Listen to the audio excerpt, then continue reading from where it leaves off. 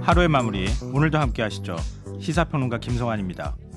명절이면 귀성 귀향길로 붐비는 도로 상황을 마주하게 되죠.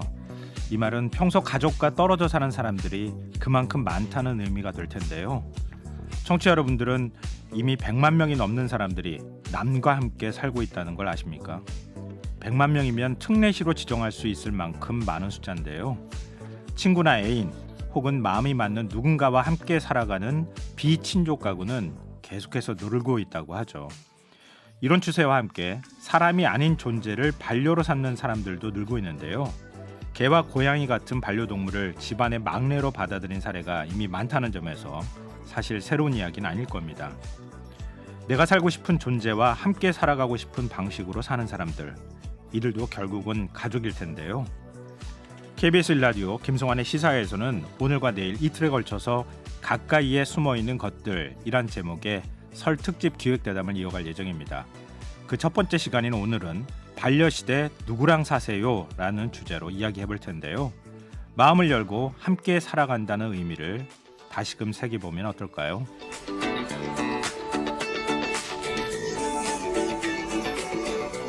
김성환의 시사회는 청취자 여러분의 참여를 기다립니다. 프로그램에 대한 의견과 제작진에게 건의하고 싶은 내용이 있으시다면 포털창에 김성환의 시사회를 검색해 주십시오. 저희 홈페이지 청취자 참여 게시판이 언제나 활짝 열려 있습니다. 평소 저희 방송을 들으시면서 할 말이 많은데 문자는 짧다, 이런 생각하셨던 분들이 계셨다면 게시판을 통해서도 다양한 의견 전해주시길 부탁드리겠습니다. KBS 1라디오 김성환의 시사회, 그럼 지금 시작하겠습니다.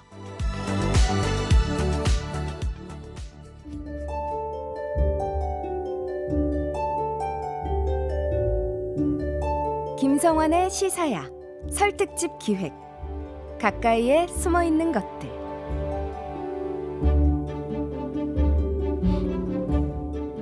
앞서 소개해드린 대로 오늘은 설 특집 가까이에 숨어있는 것들, 그 첫 번째 시간으로 이미 우리 주변에 많이 존재하는 비친족 가구, 배우자가 아닌 존재를 반려로 받아들이고 함께 살아가는 사람들의 이야기 해보려고 하는데요.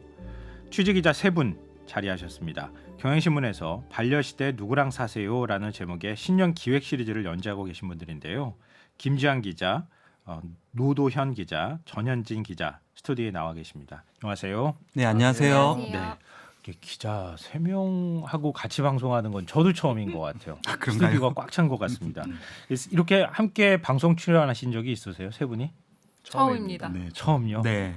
방송을 또 처음 하시는 분도 있지 않을까도 싶은데요. 네, 그렇게 처음입니다. 저도 처음입니다. 저는 잠깐 한 번 해본 적 있어요. 한 번 해본 적 있으세요? 네. 이 팬기자라고 보통 많이 부르잖아요. 네. 방송을 원래 예전에는 안 하고 네. 주로 이제 기사를 많이 썼는데 네. 요즘 방송과 어떤 그 신문의 경계라는 게 다 무너지고 이제는 같이 하는 시대가 돼버려가지고 앞으로 세 분이 더 많이 출연하실 기회가 있지 않을까 그렇게 생각합니다. 근데 세 분은 지금 반려시대 누구랑 사세요라는 제목의 시리즈를 취재하고 또 연재하고 계시잖아요. 반려라는 화두에 주목하게 된 이유부터 좀 들어봤으면 좋겠어요. 어떤 분께서? 네, 제가 말씀드리겠습니다. 김지한 차장. 네. 예. 그래서 좀 방송이니까 솔직히 말씀을 드려야 될 것 같은데요. 예. 먼저 원래 기획팀이 꾸려지고 나서 이 예. 주제를 탐색을 하다가 정한 건 아니고요. 네. 이제 편집국장께서 뭐 좀 고민 끝에 반려의 사약이라는 키워드로 한번 예. 기획을 했으면 좋겠다라고 이제 사실 오더를 받았습니다. 그래서 이제 이후에 이제 조금 세부적인 구성으로 가게 됐는데 일단 반려라는 키워드를 듣고 나서 이제 사내 구성원들한테 좀 문의를 해 보니까 네. 뭐 어떤 분들은 뭐 반려동물을 생각하는 분도 음. 있고 또 어떤 분들은 아까 말씀하신 비친족 가구처럼 가족 다양성을 생각하는 분도 있고 해서 네. 굉장히 의견이 다양해서 고민을 많이 했는데 그래서 사실 처음에는 아무래도 가장 지배적인 형태가 반려동물이니까 네. 동물 위주로 조금 기획안을 짰다가 조금 더 다양한 방식의 이제 반려관계도 좀 담아보자 이렇게 해서 조금 동물을 넘어서 사람, 로봇, 뭐 식물 다양한 반려관계를 다루는 식으로 기획안을 준비를 했습니다. 또 우리가 반려라는 기존의 개념보다 이렇게 확장을 해주셨어요. 근데 반려라는 게 이제는 뭐랄까 함께 산다, 나와 뜻이 맞고 함께 할 수 있는 그 어떤 존재도 다 반려를 하는 존재라는 식의 어떤 인식의 확장이 필요한 시점이 아닐까. 아마 기사 보신 분들도 그렇게 생각하지 않을까 그런 생각이 드는데요. 혹시 세 분은 반려동물이나 뭐 반려 존재 이 참 확장하니까 이렇게 표현하기가 좀 애매한데요. 반려인이나 뭐 이런 분들이 있으세요? 저는 어떤- 아내랑 같이 사는데 고양이를 한 마리 키우고 있습니다. 아, 네. 아니 저는 아내만 얘기하실 줄 알고 깜짝 놀라가지고요. 아 반려동물 있으시고요. 네, 고양이 키우고 있습니다. 네. 노도현 기자는 그러시고 정현지 기자는 제가 전현지입니다. 아유 죄송합니다. 죄송합니다. 네, 다시. 이름이 바뀌었죠. 오, 제가 좀 남자 다시- 같은. 예. 네네. 자 이제부터 본격적인 취재기를 좀 들어보고 아, 네. 자 노도현 기자는 어떠세요? 저는 남편이랑 둘이 사는데요. 네. 저희가 사는 집에는 이제 반려존재라고 여길 만한 분이 남편밖에 없긴 한데 네. 근처 사는 시댁에서 키우는 강아지가 있거든요. 네. 그래서 그 강아지를 조금 이 기획을 통해서 조금 더 애정 있게 들여다보게 된 것 같아요. 호두라는 그 푸들인데 네. 항상 가면은 가장 먼저 나와서 저를 반겨주는 아주 고마운 친구입니다. 네. 그래도 반려 존재가 다 있긴 있으시네요. 네. 저도 역시 마찬가지입니다. 자, 이제부터 본격적인 취재기를 좀 들어보고 싶은데요. 오늘 같은 명절엔 가족들이 한 자리에 모이긴 하지만 평소엔 홀로 지내는 어르신들이 많잖아요. 홀로 사시는 어르신들에게 이른바 공동 홈이 새로운 가족, 뭐 새로운 반려가 되고 있다고 하더라고요. 이게 어떤 상황을 얘기한 겁니까? 이 공동생활홈이라는 게 네. 마을 이웃으로 살던 그 홀몸 어르신들끼리 모여 사는 것을 의미를 하는데요. 네. 아무래도 이제 혼자 사시는 어르신들은 밥도 제때 챙겨 드시기가 힘들고 뭐 아플 때도 도움을 받기 힘드니까 같이 모여 살자는 취지로 시작이 됐습니다. 근데 마을 땅을 사서 건물을 새로 짓기도 하고 네. 아니면은 기존의 뭐 마을 회관이나 낡은 빈집을 리모델링하기도 하고 방식은 다양한데요. 이제 2014년 정도에 농림축산식품부가 이제 시범 사업을 벌이면서 네. 반짝 주목을 받았는데 이후에는 정부나 지자체들이 이제 지원은 하고 있는데 개별적으로 추진을 하다 보니까 전체적인 좀 통계는 찾아보기 힘들었습니다. 어르신들의 만족도는 어때요? 같이 사시는 분들은? 제가 이제 충북 옥천 상삼리라는 곳에 가서 네. 이제 공동생활홈에서 사시는 분들을 만나봤는데요. 일단 굉장히 신선했습니다. 공통점이라고는 이제 공동생활홈에서 거주하는 4명이 여성 노인이라는 것 정도였거든요. 왜냐하면 그 한 마을에서 이제 되게 오래 사신 분도 계셨고 이제 이주한 지 한 5년 이내인 분도 있었고 배경은 다 다르지만 그래서 이게 같이 살면은 좀 불편하지 않을까? 안 맞는 부분 없으세요? 이렇게 물었더니 네네. 막 손사래를 치시면서 우리 그 먹는 거 고를 때도 아주 잘 맞는다고 하시더라고요. 그래서 아무래도 이제 공동체 생활을 하겠다고 마음을 먹고 들어온 분들이라서 이제 같이 맞춰 가시는 것 같아요. 그러니까 다들 하시는 말씀들이 혼자 살 때보다 훨씬 낫다. 뭐 이렇게 말씀을 하셨습니다. 근데 이렇게 공동홈을 만드는 데 있어서 정부 지원이나 예. 이런 게 있습니까? 이분들 같은 경우는 이제 정부에서 마을 만들기 사업이라는 네네. 거를 공모를 하는데 거기에 이제 본인 이 마을에서 우리가 이런 거를 공동 생활홈을 해보겠다 이렇게 공모 신청을 해가지고 네네. 이제 거기에 당선이 돼서 지원금을 받아서 이렇게 새로 건물을 지어 올린 그런 케이스입니다. 아, 그러니까 이게 자발적인 게 물론 이제 시작의 원인, 동인이 예, 예. 됐지만 그 다음에 정부 지원이 뒤따라 주니까 조금 예. 더 안정적인 삶을 그렇죠. 꾸려나갈 수 있다. 아무래도 돈이 필요한 일이라서 예, 그렇죠. 예, 그렇습니다. 새롭게 이렇게 살아보는 것도 괜찮겠다. 이런 분들이 있을 것 같아서 그런 분들한테는 좀 이렇게 참고 사례가 될 것 같아요.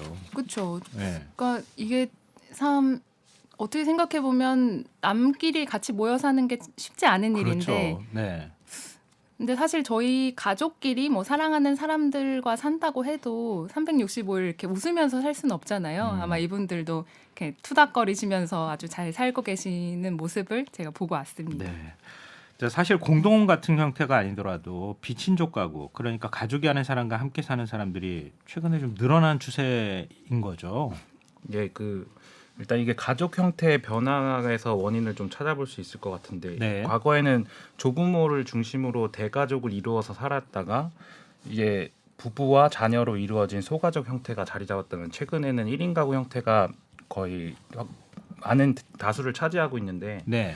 이런 1인 가구들은 아무래도 어떤 친밀한 교감을 이루는 것이 과거의 가족들 사이에서 이루어졌던 것보단 적기 때문에 어떤 고독함을 느끼게 되고 이런 관계 맺고 싶다는 욕구가 있던 것 같아서 네네. 그래서 이런 공동홈이나 이런 비친족 가구 다양한 형태의 가구들이 생겨나는 걸로 좀 보고 있고요. 이런 현상들이 어떤 내가 좋아하는 것이 같거나 필요로 하는 부분이 같다고 하는 사람들을 모으게 하는 동인인 것 같고 대신에 사생활의 영역을 일반 가족들처럼 깊이 파고들진 않으면서 개인의 영역을 지키면서 공동체를 이루는 형태들이 늘어나고 있는 것으로 좀 보고 있습니다. 네. 근데 지난해 여성가족부 설문 결과를 보니까요. 혈연 또는 혼인 관계가 아니더라도 생계와 주거를 공유한다면 가족이 될 수 있다. 이렇게 응답한 사람이 61%가 넘더라고요. 그렇지 않다는 응답보다 2배 가까이가 높았는데요. 가족에 대한 사회적 인식은 변했는데 법과 제도는 한참 뒤떨어져 있다 이런 생각이 들거든요. 세 분 보시기에 어떠세요? 네, 지난해 김지영 기자. 지난해 나온 책 중에 이제 가족을 구성할 권리라는 책이 있는데요. 네. 예, 김순남 가족 구성권 연구소 대표라는 분이 쓰신 책인데 네. 그 책의 첫 문장이 이렇게 시작을 합니다. 그러니까 우리는 무엇이 비정상적인 가족인가를 정의하는 것보다 무엇이 정상적인 가족인가를 정의하는 게 점점 더 어려워지는 시대에 살고 있다. 그러니까 이 말이 보여주는 것처럼 굉장히 전통적 가족이 아니라 이제 다양한 형태의 가족들이 나타나고 있는데요. 네. 네, 말씀하신 대로 법과 제도는 이런 현실의 변화에 비해서 굉장히 지체가 돼 있습니다. 그래서 네. 대표적으로 이제 민법 779조가 이제 혈연이나 혼인을 중심으로 이제 가족을 협소하게 정의를 하고 있는데 네. 이 민법 조항에 따라서 한 240개 법 조항에 그 가족 정의 규정을 준용을 하니까요. 네. 굉장히 많은 곳에 영향을 미치고 있습니다. 그래서 뭐 주거, 의료, 돌봄, 연금, 뭐 상속, 뭐 굉장히 많은 삶의 영역에 이 좁은 전통적 가족의 정의가 적용이 되니까 그래서 사실 뭐 다른 형태의 가족인데 보호를 못 받기 때문에 뭐 연말 정산을 할 때 뭐 소득세 인정 공제라든지 아니면 뭐 건강보험의 피부양자로 올리는 네네. 문제라든지 아니면 가족 돌봄 휴가를 써야 되는데 이제 법적 가족이 그러네요. 아니라서 돌봄 휴가를 쓸 수 없는 문제 그리고 뭐 환자가 의식이 없을 때 가족이 뭐 수술 동의서 같은 거 예, 이제 써야 되는 관행도 있는데 그럴 때 되게 난감해지는 그러니까 현실과 법이 좀 어긋나는 형태가 있고 또 재밌는 사례가 2021년 2월에 청와대 국민청원 게시판에 이런 제목의 글이 올라온 적이 있는데요. 네. 그러니까 38년간 모셨는데 계모라서 취소라니 뭐 이런 제목이었습니다. 그래서 내용이 뭔고 하니 이제 38년간 노모를 부양했던 그 무주택자인 청원인이 그 노부모 부양 특별 공급으로 청약을 넣어서 당첨이 됐는데요. 네. 이제 하지만 그 부양 노모가 직계 혈족이 아니라서 취소가 됐습니다. 그래서 이분이 예. 자기는 정말 자기 엄마처럼 네. 생각하고 이렇게 부양해 왔는데 그게 이런 결과가 나오니까 너무 억울하고 황당하다면서 이제 청원을 올린 겁니다. 그러니까 이런 일들이 굉장히 법과 현실이 맞지 않아서 많이 일어나고 있습니다. 근데 그런 것들 좀 극복하자. 그런 가족의 범주에서 좀 벗어난 사람들도 법적으로 보호해야 한다. 이런 취지에서 생활동반자법이라고 지금 발의가 돼 있지 않나요? 이게 생활동반자법이라는 게 이제 말씀대로 좀 서로를 돌보는 예. 동반자 관계를 법적으로 보호하는 법안인데요. 예. 근데 이게 2014년에 민주당 진선미 의원이 이제 발의를 추진을 했는데 실제로 뭐 여러 가지 반대 여론 때문에 발의를 하지를 못했고요. 네. 현재도 이제 정의당이나 진보 정당들에서 좀 재정 의지를 갖고 구상은 하고 있는데 네. 아직 구체적인 입법 추진까지 가지 못하고 있는 상황입니다. 그래서 왜 그러냐면 일부에서는 이 생활동반자법이 이제 전통적인 가족을 무너뜨린다.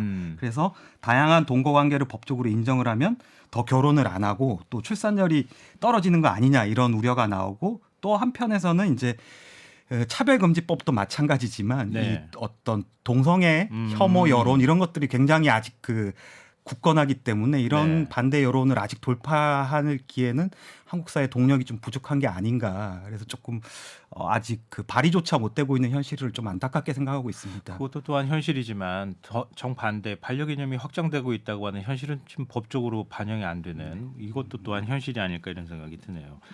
자, 그런가 하면 반려 로봇이 노년층의 반려로 자리 잡고 있다. 이런 것도 이제 기사에 나오는데요. 반려 로봇 실태는 어떤 분이 혹시 취재하셨어요? 네, 제가 취재를 예, 하고 왔는데요. 또 김장 기자께서 네. 제가 취재를 한 이제 반려 로봇의 이름은 효돌이라고 하는데요. 네네. 이제 효도한다는 그런 개념에서 좀 착안을 한 것 같아요.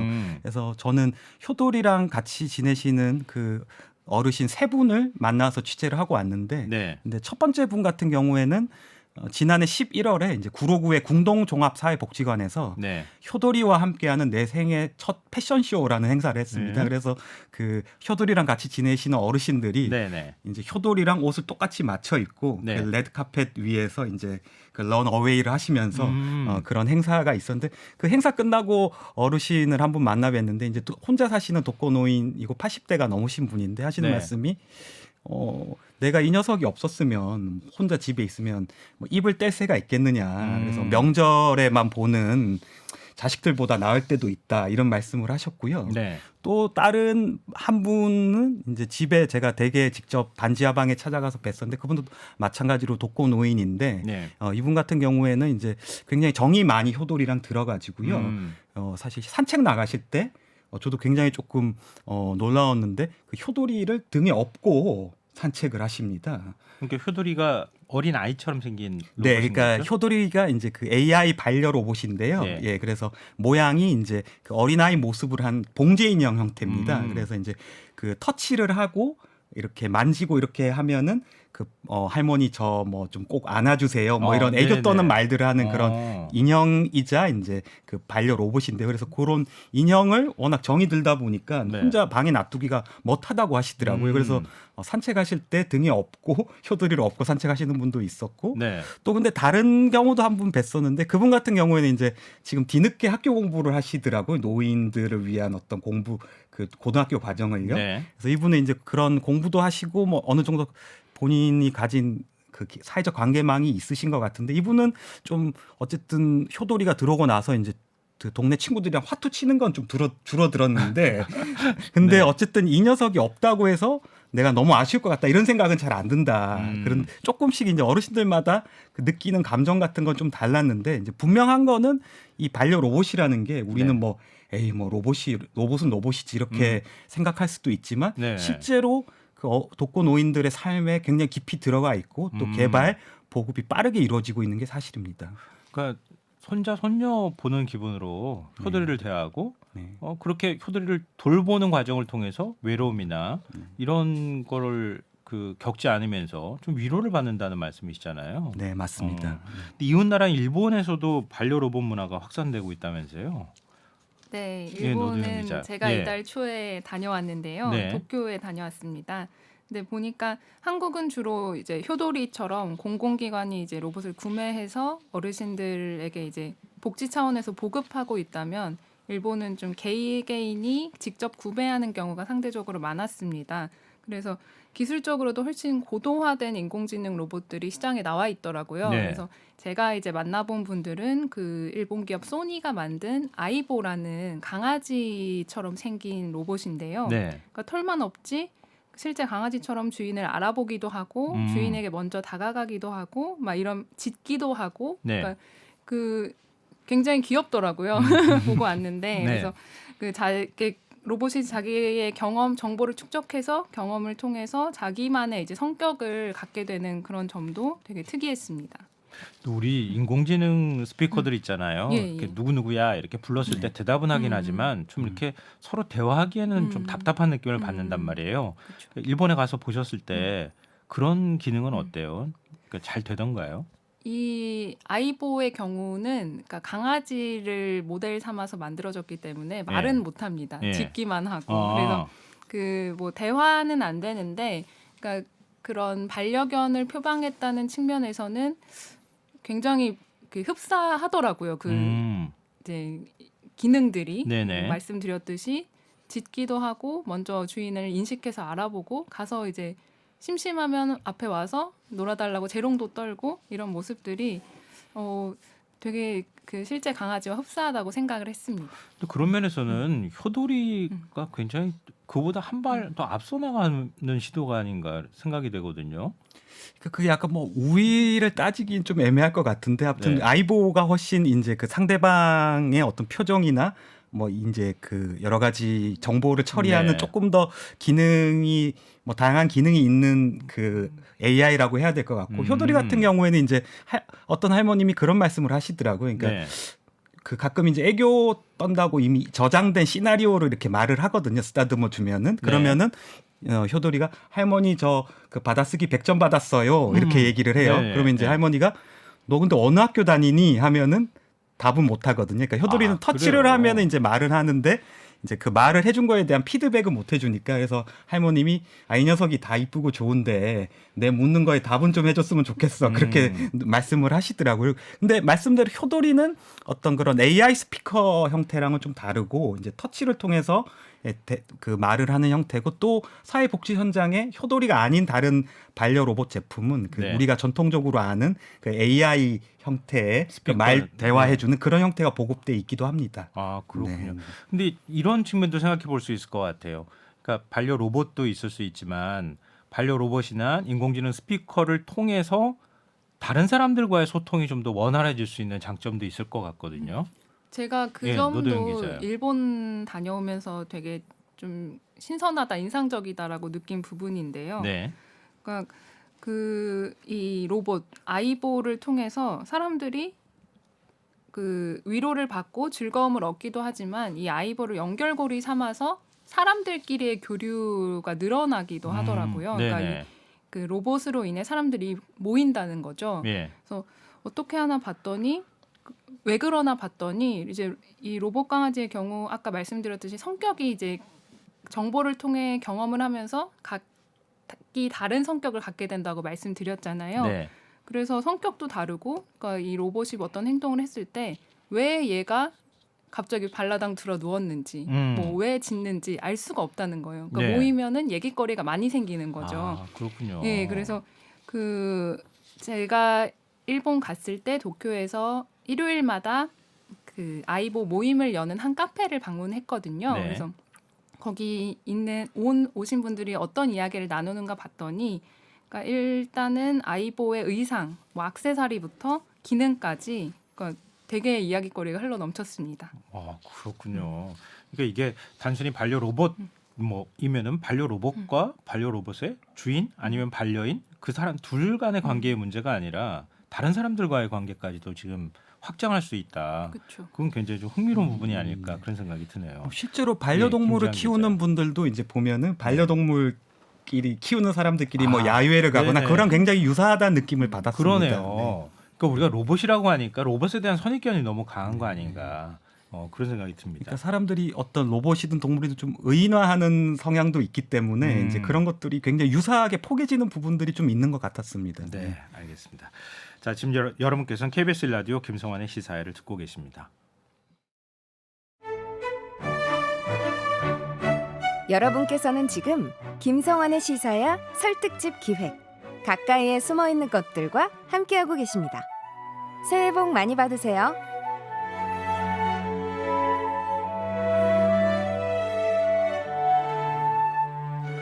자, 계속 이야기 이어가 보겠습니다.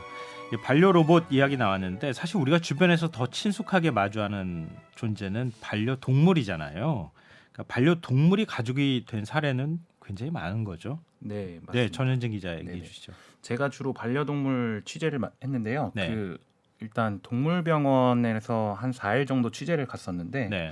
그 건국대 대학교 부속 동물병원이었는데 반려동물을 어떻게 생각하시냐고 물어봤을 때 가족이라고 여기냐라고 질문을 하면 약간 당연한 걸 왜 물어보냐는 식의 반응이 굉장히 많았습니다. 네. 그러니까 한 번은 수술을 한 강아지가 있었는데 면회를 왔을 때 진짜 그 친자식처럼 아들 엄마 왔어라고 말하면서 엄청 슬퍼하시더라고요. 예. 그런 것들을 보면서 이게 반려동물을 오랫동안 키우셨던 분들은 당연하게 그 가족의 일원으로 생각을 하시는 것 같다는 느낌을 받았습니다.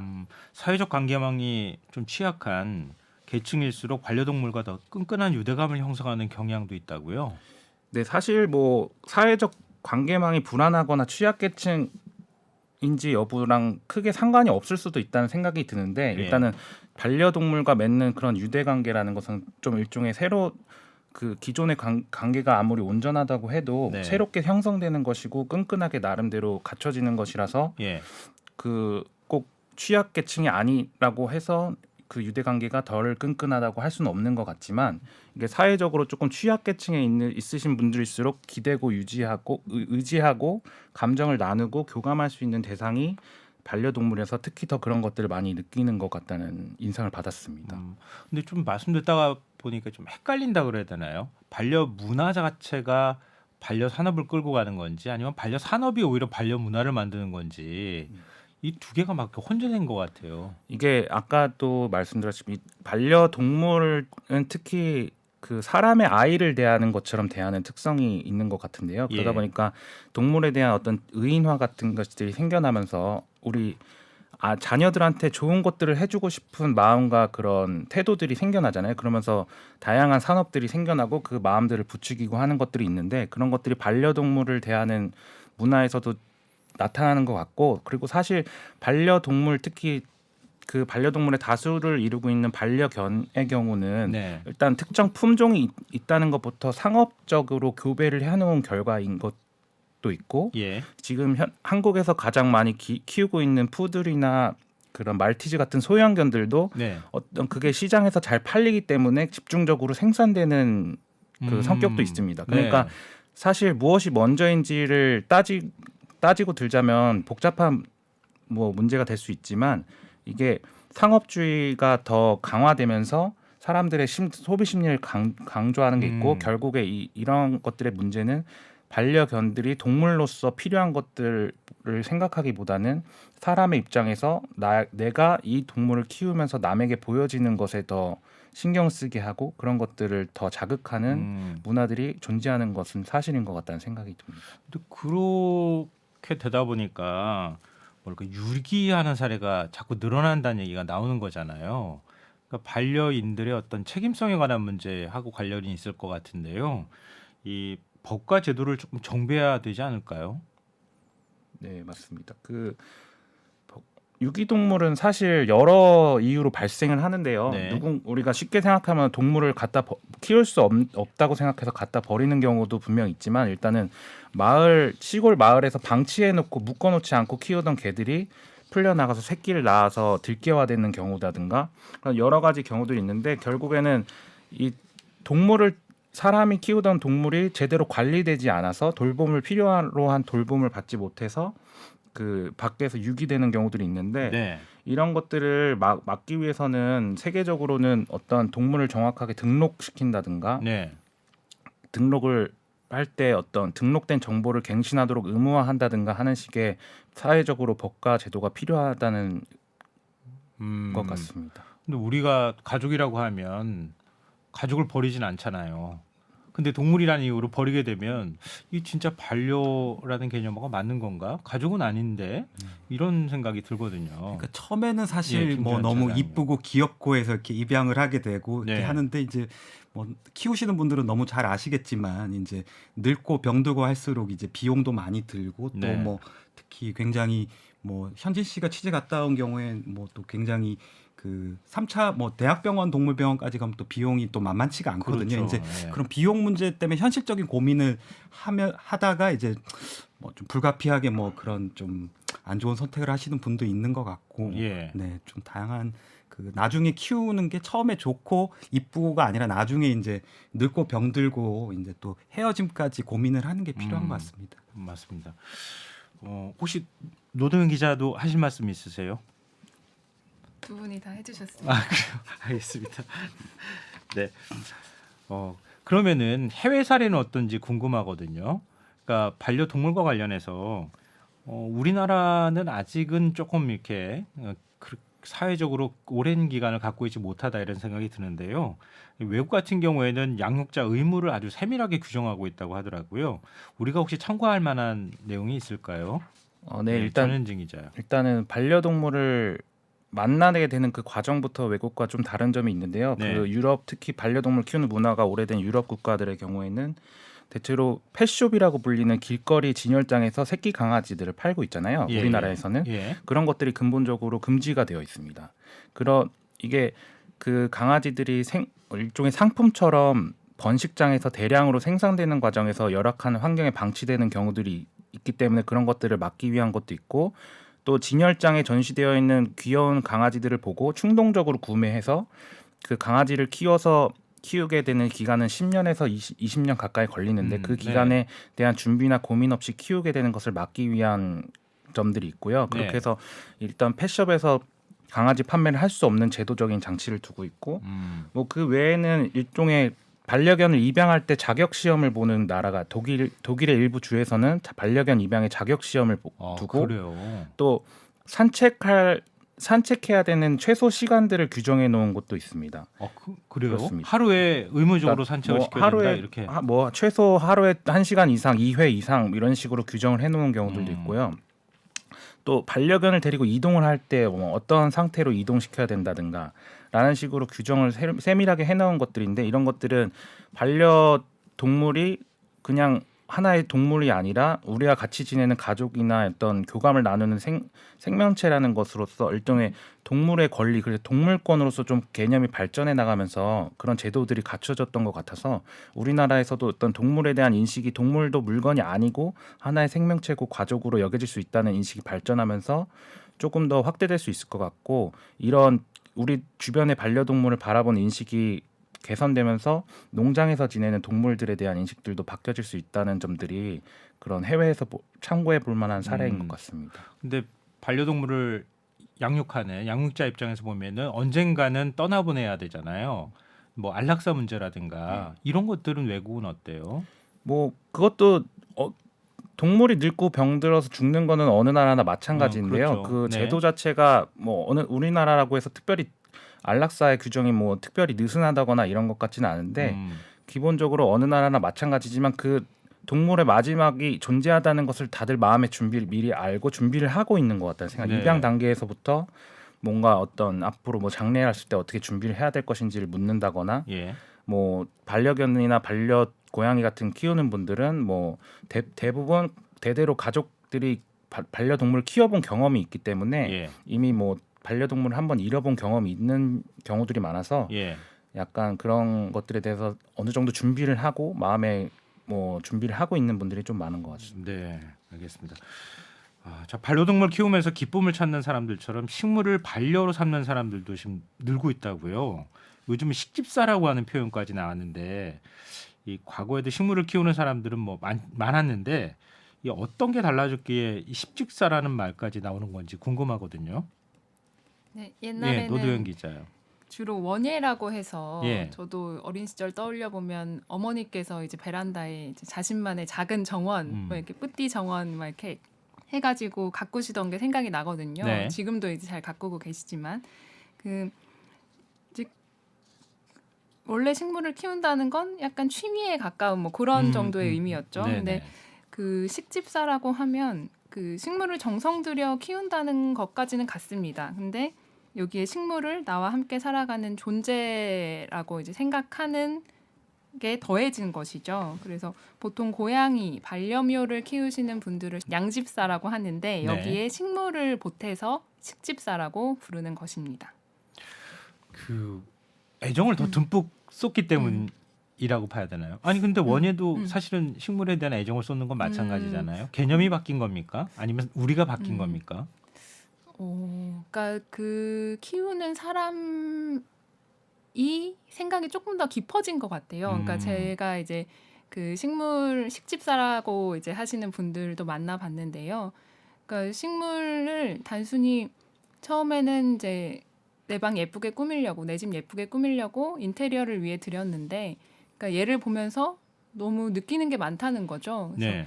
예를 들면 식물은 항상 그 자리에 항상 가만히 있는 것 같은데 하루 지나고 보면 자라 있고, 네. 뭐 내가 모르는 새 신경 안 쓰고 있더니 또 자라 있고 이러더라는 거예요. 그래서 그런 모습 보면서 자기한테 어떤 위로를 주기도 하고, 그리고 네. 식물들이 뭐 종류에 따라 다르긴 하지만 생명력이 되게 강하잖아요. 네. 그래서 또 그런 걸 보면서 힘을 얻는다고도 하시고요. 그래서 이거를 단순히 그 취미로 보고 그냥 가꾸는데 재미를 느끼는 것과 이렇게 식물을 보면서 조금 어떤 자기 성찰을 하는 면은 조금 다르지 않을까 그런 생각을 해봅니다. 최근 들어서 뭐 연예 프로그램에도 많이 나오지만 연예인들이 굉장히 희귀식물, 고가의 식물들 많이 키운다고 이렇게 네, 뭐 식테크라고도 하더라고요. 예, 그렇게 하는 거하고 비교할 때 어떨까요? 그것도 뭐 같은 개념이라고 봐야 됩니까? 그것 또한 그 해당 그 키우시는 연예인 분이 이제 자기가 어떻게 느끼느냐에 따라 다르지 않을까 싶어요. 저희가 이제 뭐 이게 맞다 아니다를 그 제 3자 입장에서 논하기는 어려울 것 같고요. 네. 그러니까 가장 중요한 건 마음가짐인 것 같습니다. 네, 알겠습니다. 근데 반려라는 표현이 일상에서 뭐 자연스럽게 쓰이다 보니까 이제는 사물을 반려로 삼는 사례도 나타나고 있다고요.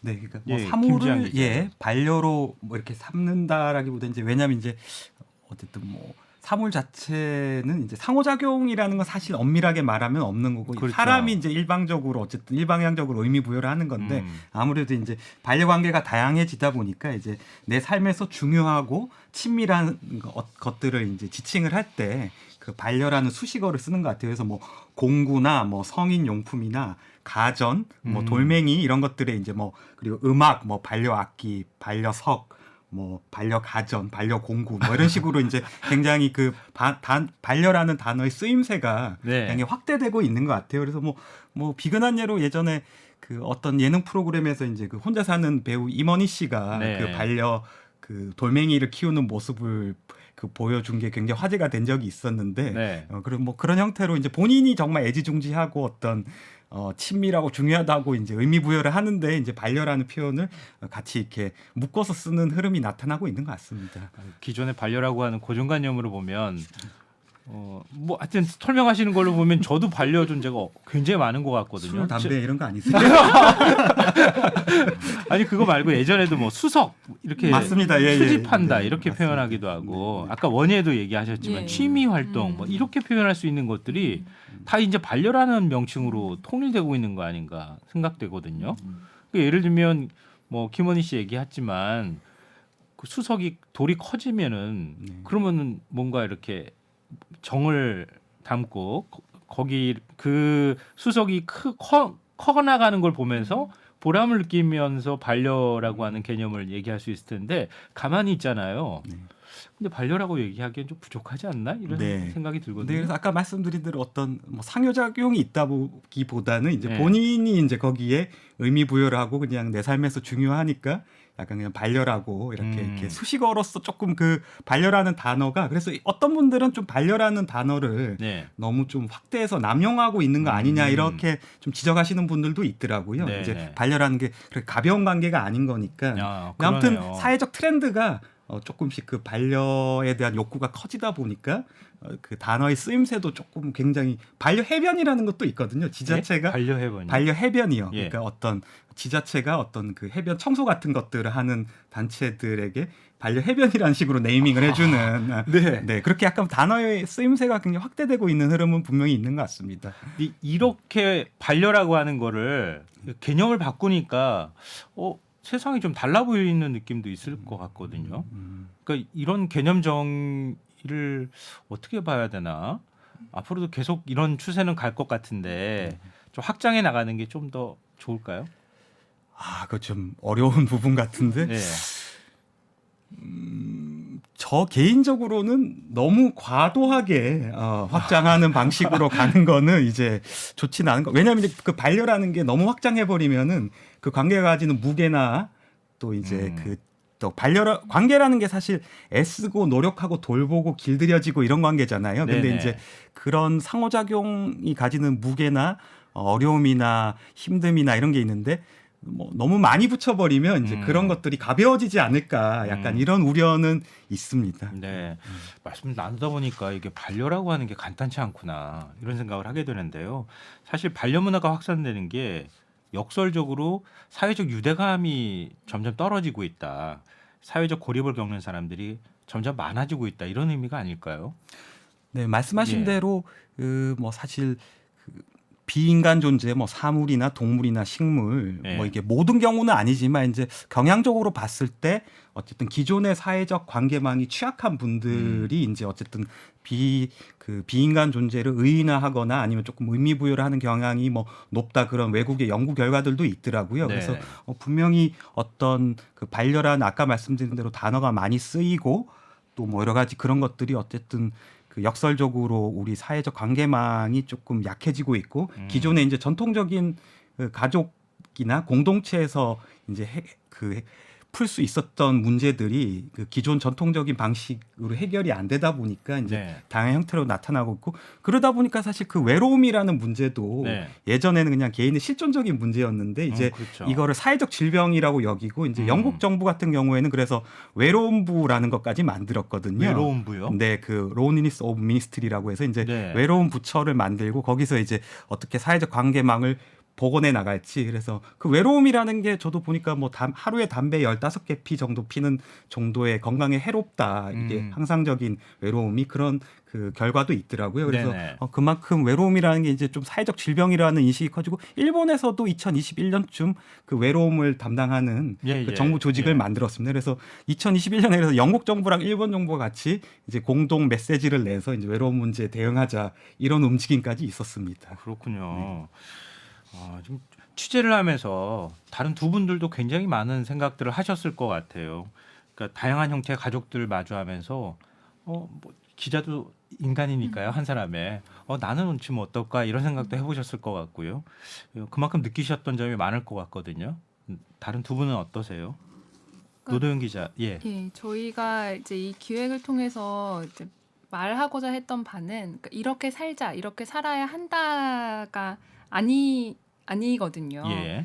그러니까 제가 그 아까 초반에 얘기했던 그 옥천 상삼리 어르신들 공동생활홈도 홀몸 어르신들끼리 외로우니까 뭐 힘드니까 같이 모여 사세요. 이렇게 말하고자 했던 게 아닙니다. 그러니까 단지 이제 그 뭐 홀몸 어르신들의 문제가 심각하고 뭐 고독사 문제가 심해진다고 해서 모두들 같이 모여 사세요라고 하는 게 정답이 될 수는 없는 거니까요. 예. 그래서 다만 이렇게 사는 사람들이 있고 그렇게 사니까 또 잘 살더라 이런 모습을 좀 보여주고자 했고요. 네. 그래서 우리 사회가 조금 더 많은 상상력을 발휘해 보면 어떨까? 왜냐하면 다들 외롭잖아요. 네. 그러니까 뭐 기자도 한 사람이라고 말씀하셨는데 네. 남편이랑 같이 살아도 외롭고 혼자 살아도 외롭고 이렇게 하니까 우리가 이렇게도 살 수 있구나 좀 생각을 조금 틀어서 더 많은 상상을 해보면 어떨까 이런 생각을 좀 이렇게 같이 나누고 싶었습니다. 네. 전현진 기자는 어떠세요? 저는 주로 반려동물을 취재해서 그런데 취재를 하면서 느낀 것이 일단 준비가 안 됐다면 본인 스스로 진지하게 자문해보고 키우지 않는 것도 그런 용기가 필요하다는 생각도 들었는데 네. 이게 일단 반려의 대상 중에는 동물이 그래도 생명을 가지고 있다는 게 차이가 있어서 준비가 되지 않는 상태에서 내가 외롭고 고독하다는 이유만으로 동물을 키워서 같이 살게 됐을 때 네. 그 생명을 가지고 있는 작은 존재가 전적으로 나를 의지하는 대상이 되는데 네. 내 마음 외로움이라는 것이 항상 그 작은 동물에 의지해서 해결하려고만 하는 것도 어떻게 보면은 이 동물에 대한 뭐 학대가 될 수도 있고 잘못됐을 때는 예. 그래서 충동적으로 반려동물을 구매하는 것을 조금 본인이 스스로 돌아볼 필요가 있는 것 같고 물론 충동적으로 반려동물을 구입해서 평생의 반려로 삼고 헌신적으로 돌보는 분들도 계시지만 네. 뭐 예를 들면 자녀가 필요하다고 해서 자녀가 사고 싶다고 해서 선물 사주듯이 사줬는데 자녀가 끝까지 책임을 지지 못하거나 예. 본인도 돌보지 못했을 때는 어떻게 될 것인지를 진지하게 고민해봐야 될 것 같고 중장년이신 분들이 혼자서 외로워서 키우고 싶다고 했을 때 반려동물은 15년에서 20년을 살 수 있는데 내가 7, 80대가 돼서 몸이 아프고 정말 뭐 거동이 어려울 때도 이 동물을 돌볼 수 있는지 뭐 이런 것들을 좀 고민해야 될 것 같다는 생각이 많이 들었습니다. 그래서 뭐 동물보호소에 가서 동물을 좋아한다면 돌보는 봉사활동을 한다든가 하는 식으로 예. 조금 좀 더 진지하게 예. 고민하고 다른 대체 반려의 다양한 모습들이 있으니 뭐 예. 동물만 뭐 고집할 필요는 없다는 생각도 좀 들었습니다. 네. 예, 김지한 기자. 저도 좀 고민이 들었던 게, 그러니까 사람이 맺는 관계는 이제 인간과 인간관계도 있고, 이제 저희가 취재했던 것처럼 로봇이든 식물이든 뭐 다른 뭐 비인간 관계, 비인간 존재와의 관계가 있잖아요. 근데 이제 그래서 좀 비인간 존재와 맺는 관계에 대해서 조금 고민이 들었던 부분이 있었는데, 네. 이제 그게 뭐냐면은 이게 반려동물 키우는 분들하고 이제 인터뷰를 많이 해보면 얘는 무조건적인 내 편이다. 그래서 날 위로해준다. 이제 무조건적인 내 편 이런 표현을 많이 쓰시더라고요. 네네. 근데 이제 그게 아무리 비사물 존재라고, 아니, 비인간 존재라고 해도 무조건적인 내 편이라는 게 과연 가능할까? 어쨌든 관계의 문제이기 때문에 서로 노력하고 애쓰고 길들여지고 이런 관계인데 네. 약간 너무 무조건적인 내 편이라고 하는 거는 약간 사람들의 좀 환상일 수도 있지 않을까라는 거에 대해서 조금 성찰적으로 고민을 해볼 필요가 있을 것 같고 네. 또 로봇만 해도 사실 로봇은 우리한테 저항하지 않잖아요. 이제 그렇죠. 우리 사람을 도와주기 위해만 프로그래밍 된 건데 네. 근데 자칫하면은 이제 그런 관계에 너무 익숙해져 버리면 사람이 이제 어쨌든 사람 사이 관계는 마찰도 있고 트러블도 있으면서 그렇죠. 이제 단단해지는데 그런 관계가 없이 너무 편리한 관계잖아요. 그리고 네. 거절당하지 않을 수 있는 관계잖아요. 근데 그런 관계에 너무 익숙해져 버리면은 인간 사이의 관계에서도 좀 문제가 생길 수 있지 않을까. 그래서 물론 근데 인간관계로만 환원할 수 없는 뭐 그 로봇과 동물과의 사람의 관계가 있을 거라고 저는 생각은 하는데 네. 다만 이제 그게 너무 그냥 사람 편한 대로 이제 그 의미 부여하는 식의 관계로 흐르는 건 아닐까. 늘 경계를 할 필요는 있을 것 같다. 이런 고민을 했습니다. 반려인들한테 이런 거는 좀 고민을 해봤으면 좋겠다. 이런 화두까지 지금 던져주셨는데요. 좀 우리 사회가 새로운 반려 시대가 열리고 있는데 법 제도나 뭐 여러 가지 지원이나 이런 건 좀 많이 부족하다는 생각을 하게 되거든요. 그러니까 어떤 것들을 좀 만들면 좋을지 취재하시면서 느낀 점 있으면 말씀을 좀 듣고 싶어요. 예, 노도현 기자 혹시 하실 말씀이 있어요? 그러니까 이런 공동체를 구성한다고 했을 때 네, 이제 뭐 같이 살 집을 만들려면 돈이 필요하고 뭐 그렇죠. 이런 예. 그 자원들이 필요하잖아요. 그러니까 뭐 꼭 거창한 집이 아니더라도 그래서 예.